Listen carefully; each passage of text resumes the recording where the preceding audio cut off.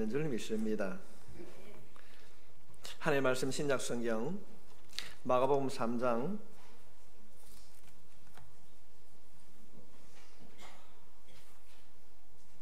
13절 말씀부터 19절에 있는 말씀입니다. 신약 성경 57페이지 함께 같이 읽도록 하겠습니다. 시작. 또 산에 오르사 자기가 원하는 자들을 부르시니 나아온지라. 이에 12를 세우셨으니 이는 자기와 함께 있게 하시고 또 보내사 전도도 하며 귀신을 쫓는 권능도 가지게 하려 하심이라. 이 12를 세우셨으니 시몬에게는 베드로란 이름을 더하셨고 또 세베대의 아들 야고보와 야고보의 형제 요한이니 이 둘에게는 보아너게 곧 우레의 아들이란 이름을 더하셨으며 또 안드레와 빌립과 바돌로메와 마테와 도마와 알페의 아들 야고보와 및 다데오와 가나안인 시몬이며 또 가룟 유다니 이는 예수를 판 자더라. 아멘. 좋으신 하나님 아버지, 이 시간도 주님 주신 말씀을 통하여 우리들이 변화되어 주님을 주라 고백하며 살기를 원합니다. 주신 말씀을 붙잡고 이 한 주간도 승리의 삶을 살 수 있도록 주님 이 시간 친히 우리의 마음에 주님의 말씀을 담을 수 있도록 도와주시옵소서. 정직하고 정결한 영 허락해 주셔서 바른 예배를 통하여서 주님과 동행하는 그 삶, 그것이 기쁨이요 그것이 사랑이 되게 해 주시옵소서. 선포되는 말씀을 통하여 우리 마음에 담겨있던 우리의 옛 자아가 고침받길 원합니다. 병든 우리의 심령이 새로워지길 원합니다. 위로함을 받는 예배가 되길 원합니다. 결단하며 나아갈 때 성령 하나님께서 그들의 마음에 기름 부어 주시옵소서. 그들의 삶이 하나님의 인도하심을 따라 기쁨에 살기 되게 해 주시옵소서. 우리의 기도에 응답해 주시는 예수님의 이름으로 기도하옵나이다. 아멘. 우리 옆에 있는 사람에게 이렇게 한번 인사합시다. 예. 잘 때 가고 있습니다. 아멘. 우리 말이라고 하는 것이 여러분 그냥 잘 때 가고 있습니다 이러면 안 되는 겁니다. 잘 때 가고 있습니다. 제가 지난 금요일 날 말씀을 준비하면서 그런 생각이 들었습니다. 그냥 우리가 한 예를 들면은 연속극에 우리가 사극을 보게 되면은 충신이 임금 앞에 드릴 때는 어떤 말을 합니까? 상감마마 이랍니다. 상감마마. 항공하옵나이다 이런 말을 하는데 간신히 상감마마를 부를 때는 어떻게 부릅니까? 마마 이렇게 부르는 거예요. 그럴 때 우리가 오늘 이 한국말에는 중국에는 성조가 있는데 한국말에는 높낮이가 있습니다. 그래. 잘 때 가고 있습니다. 다시 한번 인사합시다. 아멘. 좋은 일이 있게 될 줄 믿습니다. 이전에는 잘못된 교리를 가지고 미혹한 한 교회들이 있었습니다. 구원파라고 그랬습니다. 근데 사실 보면은 우리가 그 구원파에서 말하는 것이 뭡니까? 거듭났습니까? 이 거듭난다는 말이 얼마나 중요한 것인지 모릅니다. 성경은 예수를 믿고 나서 구원받은 것을 거듭남이라 그렇게 표현을 하고 있습니다. 거듭남, 두 번째 태어났다는 의미입니다. 어떤 신학적인 의미를 제쳐두고라도 거듭남이라 하는 것은 놀라운 변화를 말하고 있습니다. 우리들이 예수를 믿는 것이 우리의 삶에 얼마나 큰 변화이면은 두 번째 태어났다고 성경은 그렇게 표현을 했을까요? 그래서 사도 바울은 이 거듭남, 이 두 번째 태어난 변화를 이렇게 말씀하고 있습니다. 고린도후서 5장 17절 말씀에 그런즉 누구든지 그리스도 안에 있으면 새로운 피조물이라. 이전 것은 지나갔으니 보라 새 것이 되었도다. 우리는 예수를 믿음으로 새롭게 태어난 줄 믿습니다. 새 피조물이 되었습니다. 그렇다고 한다면 나는 예수를 믿고 거듭나고 새로운 피조물이 되었는데 그는 새로운 피조물로 살고 있는가? 아니 내 생활 속에 다시 태어남의 이 거듭남의 삶을 경험하고 있는가? 아니면 어떻게 해야 내가 거듭난 삶을 살아갈 수 있는가? 내가 이제 예수를 믿고 하나님의 백성이 되었으니까 세상의 모든 인연 끊어버리고 머리 깎고 절로 들어가는 것이 아니라 교회 안에서만 살아야 합니까? 현실을 부인하고 오직 하나님의 일에만 헌신을 해야 되는가? 주일에는 교회 나가고 나머지 6시 동안은 세상의 일을 하고 그렇게 살아가야 되는가? 정말 오늘날 이 시대에 많은 그리스도인들이 이 질문에 방황을 하고 있습니다. 오늘 본문은 우리들이 예수를 믿고 난 이후에 어떻게 살아야 하는가를 분명하게 제시하고 있습니다. 예수님께서 제자들을 부르셨습니다. 주님이 제자로 부르심을 받은 우리들이 그들이 어떤 삶을 살았는가? 주님의 제자로 부르심을 받은 이들은 우리와 같이 아주 평범한 사람이었습니다. 이들 중에 그때 당시에 세상적으로 뛰어나거나 특별한 직업을 가진 자가 없었습니다. 똑같은 서민이었습니다. 우리 흔히 말하는 수제자 베드로, 안드레, 야고보, 요한, 이들은 당시 갈릴리 해변에 고기를 잡는 평범한 어부였습니다. 마태는 여러 사람들로부터 원망을 사는 세리였습니다. 다른 사람들도 특별한 사람이 아니었습니다. 그는 놀랍게도 이 12명의 예수님의 제자들에 의하여서 세상의 역사가 바뀌게 되었습니다. 기독교를 박해하던 로마가 기독교 국가가 될 수 있었던 것은 12명의 제자와 그들의 후계자들 때문이었습니다. 너무나 평범한 사람, 그들이 세계의 역사를 바꾸는 주인공이 되었습니다. 여러분, 이것이 얼마나 놀라운 변화입니까? 이것이 성경이 우리에게 가르치는 예수 믿는 사람들의 삶이라고 가르치고 있습니다. 이들은 예수님을 만나고 난 이후에 다시 태어난 인생을 살았고 새로운 피조물로서의 삶을 살았습니다. 어떻게 이런 일들이 가능했는가? 우리가 지금까지 살아온 모든 삶을 접어두고라도 남은 인생을 오늘부터라도 거듭난 자답게 새롭게 살아야 될 줄 믿습니다.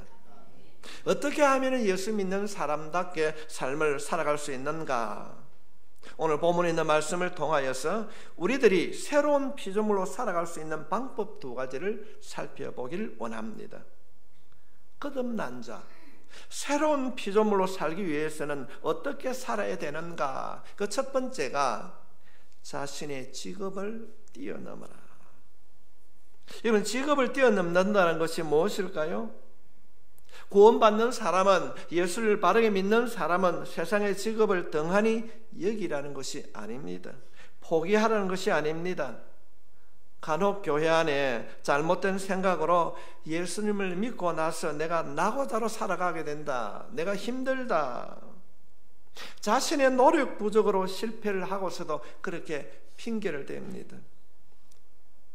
내가 딱 한 잔만 하고 사랑과 교제를 가지면은, 적당하게 살면은 내가 얼마든지 성공할 수 있는데, 그러나 그것은 성경이 가르치는 믿는 자의 삶이 아닙니다. 그래서 바울은 이렇게 권면하고 있습니다. 신약 성경 데살로니가후서 3장 10절로부터 12절에 있는 말씀입니다. 우리가 너희와 함께 있을 때에도 너희에게 명하기를 누구든지 일하기 싫어하거든 먹지도 말게 하라. 우리가 들은즉 너희 가운데 게으르게 행하여 도무지 일하지 아니하고 일을 만들기만 하는 자들이 있다 하니 이런 자들에게 우리가 명하고 주 예수 그리스도 안에서 권하기를 조용히 일하여 자기 양식을 먹으라 하노라.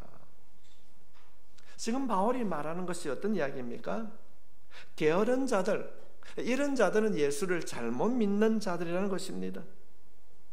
예수를 믿고 나서 하나님의 말씀을 이들은 오해했습니다. 예수님 오시면 다 이루어 주실 것인데 적당하게 살자. 게으른 자, 원망과 핑계를 대는 자는 거듭난 자의 삶이 아니라고 본문은 말씀하고 있습니다. 좀 더 쉽게 말씀을 드리면은, 내가 힘든데 이때 누군가가 도와주었으면, 돈이 조금만 있었으면, 내 환경과 여건이 조금만 변화되었으면, 이런 생각을 가지고 사는 사람은 거듭난 자, 새로운 피조물의 삶이 아니라는 것입니다. 특히 오늘 본문에서는 예수를 믿는다고 하면서 세상의 일을 등한히 하는 자들에게 바울은 권면합니다. 너희들이 바르게 예수를 믿는 자라면 다른 사람보다 더 열심히 일을 하라고 권면하고 있습니다. 열심히 일하는 자 될 수 있길 바랍니다. 우리의 직업을 뛰어넘으라고 하는 것이 무엇인가? 쉽게 비유를 하면은 여러 악기들이 모여서 연주하는 오케스트라를 상상해 보십시오. 수많은 악기들이 연주를 해가는데, 예를 들어서 내가 드럼폰 주자가 되어서 드럼뱃을 부는데 입에만 대고 불지 않으면 어떻게 될까요? 내 하나는 괜찮겠지. 만약에 그런 일들이 일어나게 된다면 그 하음을 이룰 수가 없을 것입니다. 모든 사람에게는 누구에게나 이 땅을 살아가면서 직업을 가지고 있습니다. 직업이 매우 중요합니다. 나는 주부인데 목사님 직업이 없습니다. 아닙니다.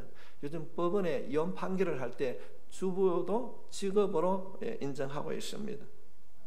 우리는 직업을 통하여서, 직장을 통하여서 생계를 유지하고 가정을 지켜나갑니다. 여러분, 우리에게 직업과 직장을 주신 분이 누구입니까? 하나님이십니다. 그래서 우리는 예수를 믿고 나서 열심히 직업과 직장을 통하여서 일을 해야 하는 겁니다.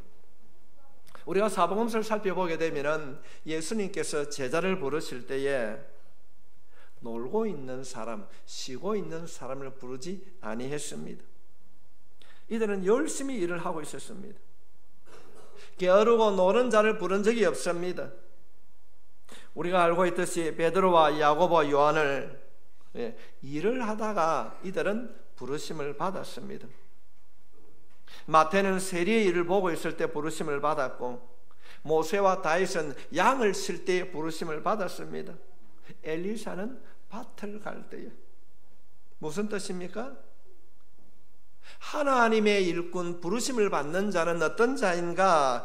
놀고 있는 자들이 아니라 세상의 일에 열심히 일을 하는 자라는 것입니다. 예수님께서 부르신 제자들은 직업을 가진 직업인들이었습니다. 이런 면에서 우리에게 주신 그 직업, 그 직장은 하나님께서 허락하신 직업이요 직장이기 때문에 매우 중요합니다.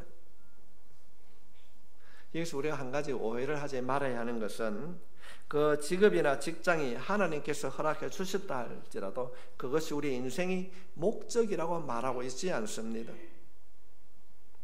하나님께서 우리들에게 어떤 그 직업, 어떤 그 직장이 중요한 것은 그 직장과 직업을 통하여서 무언가 하나님이 원하시는 것을 우리가 이루어야 하기 때문에 내가 다니는 직장, 그 직업이 중요하다는 것입니다.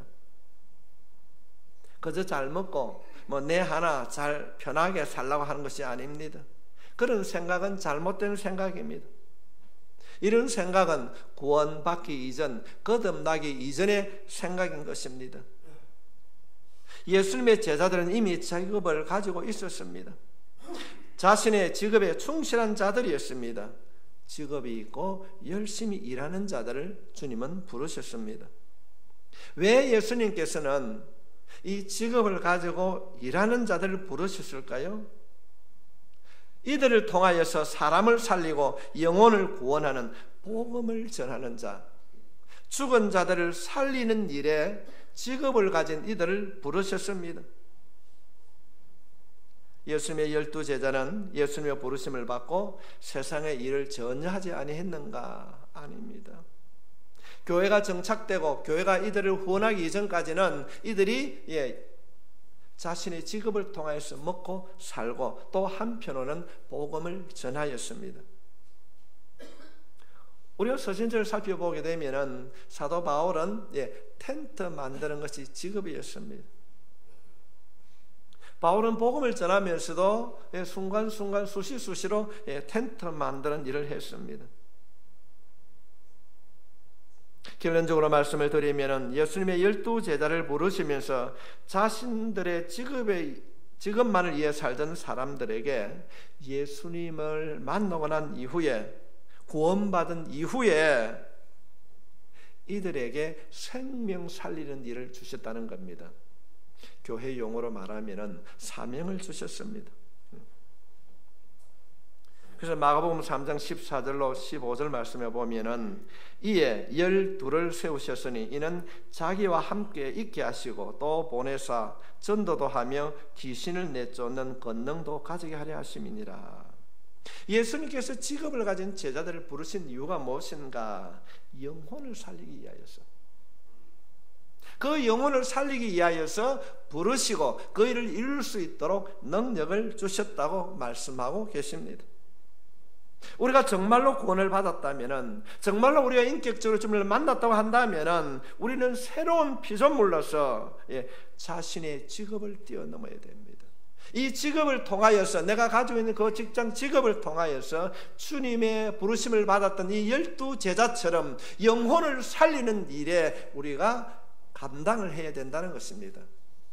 그저 내 혼자 잘 먹고 내 가정만 평안을 이루는 것이 아니라는 것입니다. 우리의 직장이나 직업 뒤에 하나님이 허락하신 그 인생의 그 주제곡, 내가 해야 할 일을 발견하는 여러분이 되시길 바랍니다. 나에게 왜 이런 가정을 주셨는가? 나에게 이렇게 건강을 허락하시고 재물을 주셨는가? 그저 잘 먹고 잘 살아가는 것이 아닙니다. 세상의 사람들은 자신이 혼자 발버둥 치지만은 나를 하나님의 도우심으로 더 많은 돈을 벌어서 더 잘 먹고 더 편안한 삶을 살기 위해서 주셨다, 신앙생활을 한다, 아닙니다. 하나님께서 우리에게 주신 그 새로운 목표, 영혼을 살리는 일을 자신의 직업과 직장을 통하여서 우리는 반드시 발견하고 실천해야 될 줄로 믿습니다. 사랑하는 성도 여러분, 여러분 스스로 평가해 보십시오. 당신이 예수를 믿고 당신을 통하여서, 나로 인하여서 믿지 아니하는 사람들이 예수님을 믿는 일이 일어났는가? 내가 누구에게 복음을 전하 보았는가? 한 명도 떠오르지 않는다면, 그렇다면 당신은 새로운 피조물로서의 삶을 산 것이 아닙니다. 한 번도 영혼 구원을 위하여서 기도하고 노력하지 아니했다면 거듭난 자가 아닙니다. 종교 생활을 한 자입니다. 아무리 교회를 오래 다니고 열심히 봉사를 해도 영혼 살리는 일에 한 번도 쓰임을 받지 못했다고 한다면 종교 생활입니다. 거듭난 자의 삶이 아닌 것입니다. 오늘 이 우리 모두의 삶의 목적이 바꾸어지길 바랍니다. 이제는 내가 뭔가 예수를 믿는다고 한다면, 새로운 피조물이 되었다고 한다면 영혼 구원에 우리가 쓰임을 받아야 되는 것입니다. 이제는 우리가 사명을 가지고 복음을 전해야 되는 것입니다. 보람된 인생을 살기 위해서 여러분의 직업을 뛰어넘으시기 바랍니다. 사명자가 되기를 바랍니다. 감당할 수 있기를 바랍니다. 사람을 살리는 일, 영혼 구원에 쓰임 받기를 주님의 이름으로 축원합니다.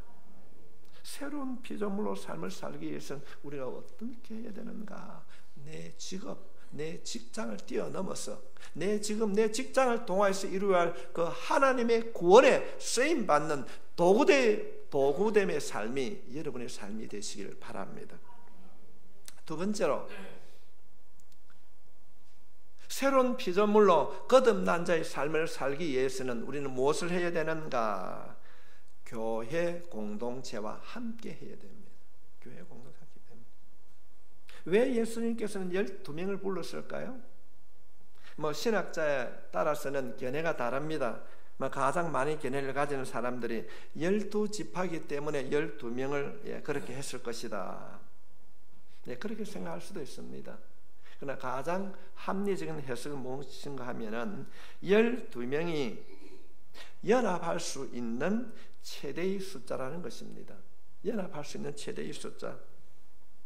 지금은 가족이 4-5명이 보통입니다. 그러나 예수님 당시는 그렇지 않습니다.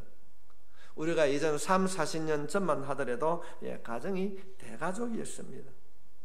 이것이 바로 하나님께서 예수님이 12명의 제자들을 부르신 이유라고 가장 많은 신학자들이 해석하고 있는 이유입니다. 가장 친밀한 공동체를 이룰 수 있는 최대의 숫자가 12명. 주님은 한두 명으로서는 주님께서 명령하신 그 사명을 감당할 수 없었음을 알았습니다. 요즘은 가끔 가나안이란 말이 통용이 되는데 여호수아에서 말하는 가나안이 아니라 안 나가는 교인. 왜냐하면 교회가 말썽을 일으키니까 교회를 안 나간다고 합니다.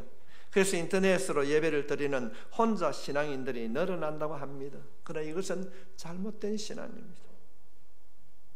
혼자 나는 그렇게 신앙생활을 한다고 하는 사람들을 여러분 한번 살펴보십시오. 시간이 지나면은 넘어지지 않는 사람이 없습니다. 만약 우리가 홀로 신앙생활을 할 수 있다고 한다면 하나님은 이 땅에 교회를 세우지 않았을 것입니다. 우리는 예수를 믿는 순간부터 신분적으로 거듭나고 새로운 피조물이 되었습니다.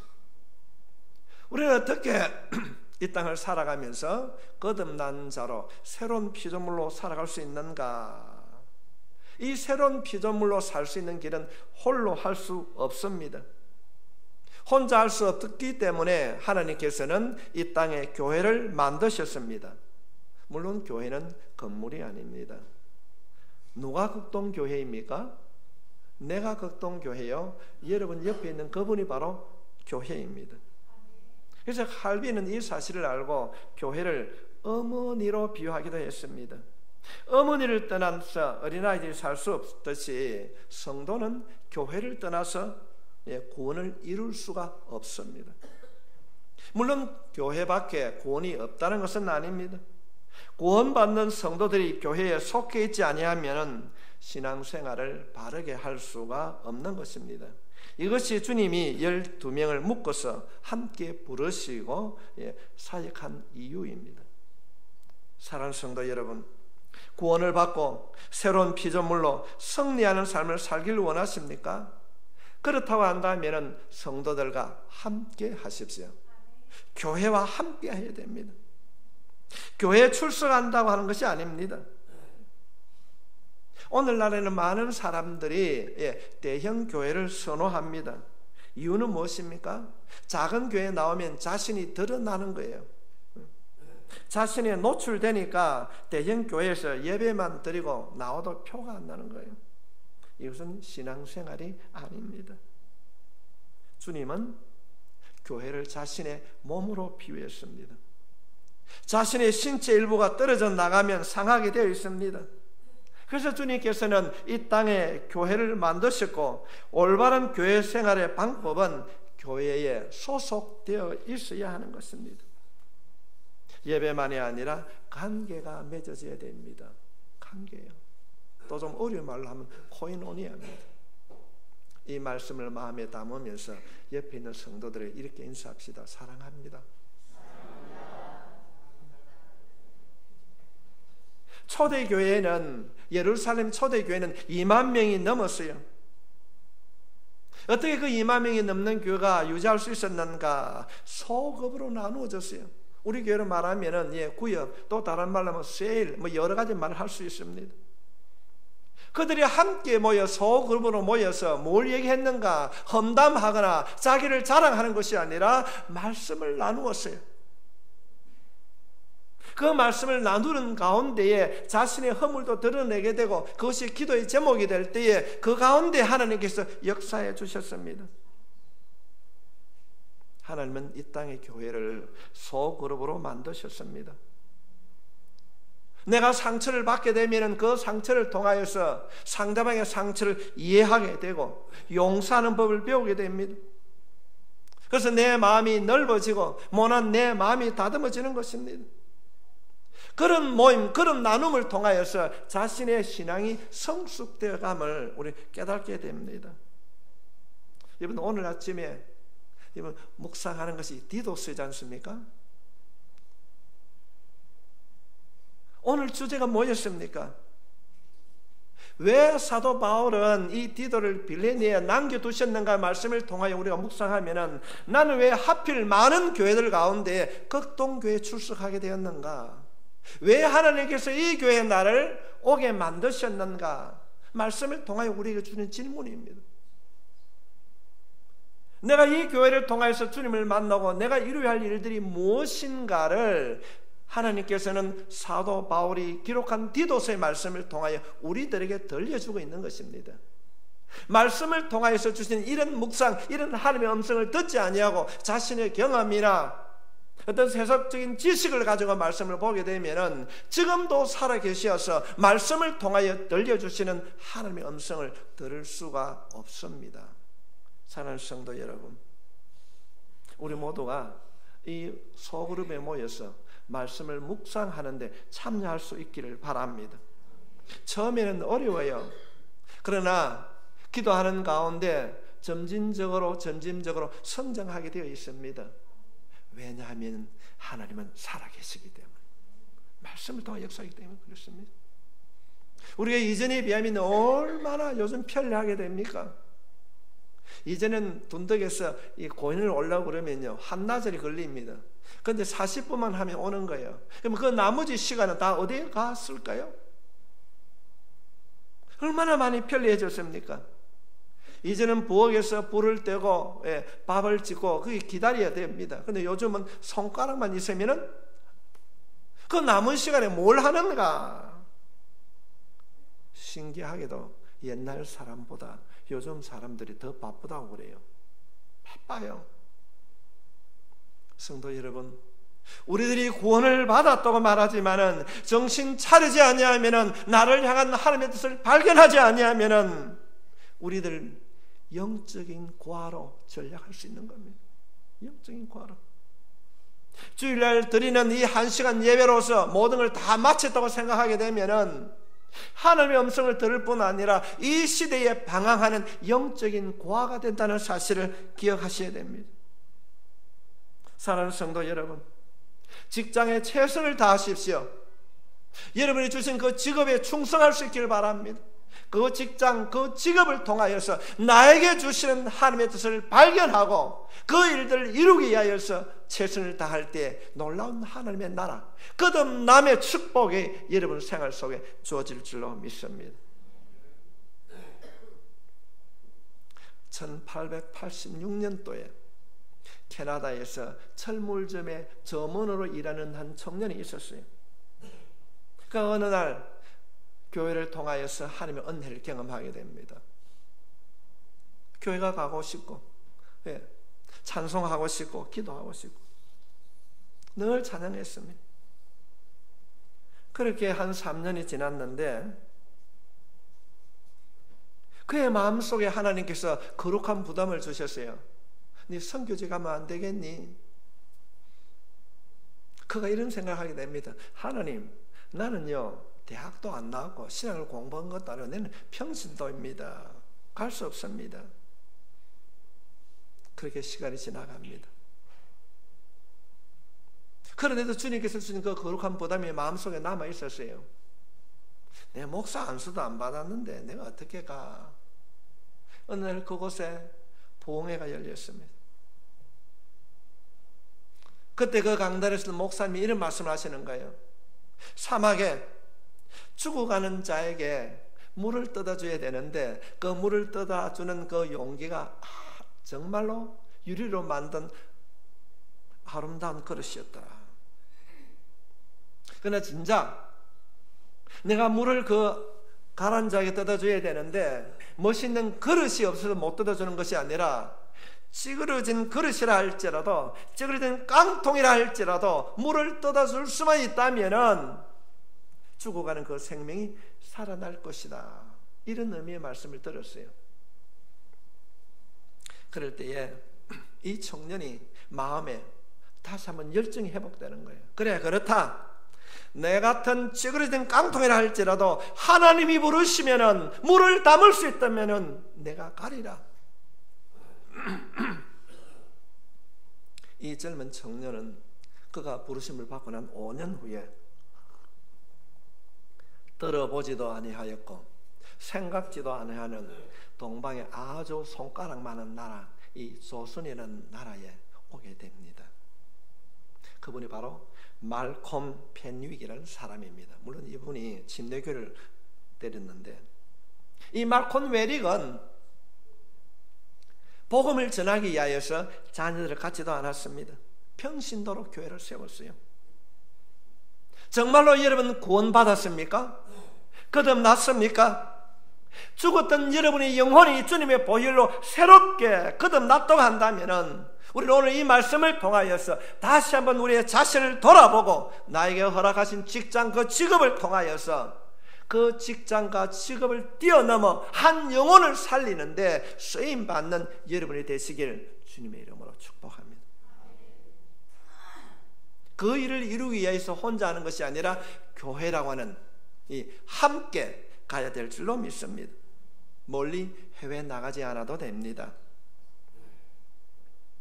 오늘 여기 이 땅에서, 이 지역에서 나에게 주신 그 직업, 그 직장을 통하여서 구원을 이루는 그 일에 쓰임받게 될 때에 놀란 일들이 일어나게 될 줄 믿습니다. 지난 1월에 일어난 일입니다. 부산의 어느 교회 목사님이 주일학교 교사를 임명을 쭉 합니다. 하도 신기해서 목사님이 물었습니다. 집사님 올해 연세가 어찌 됩니까? 이래 물으니까 그분이 그래요.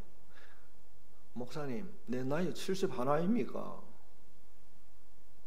몇 년 하셨어요? 이래 물으니까 그분이 그래요. 목사님, 나이가 많아서 안 됩니까? 내가 올해 해야 주일학교 교사 40년을 채웁니다. 올해 꼭 열심히 할 것입니다.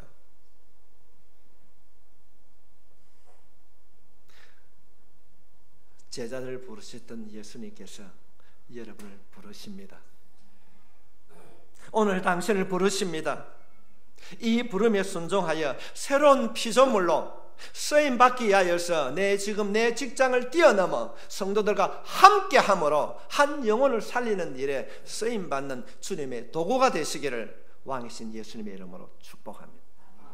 기도드리겠습니다.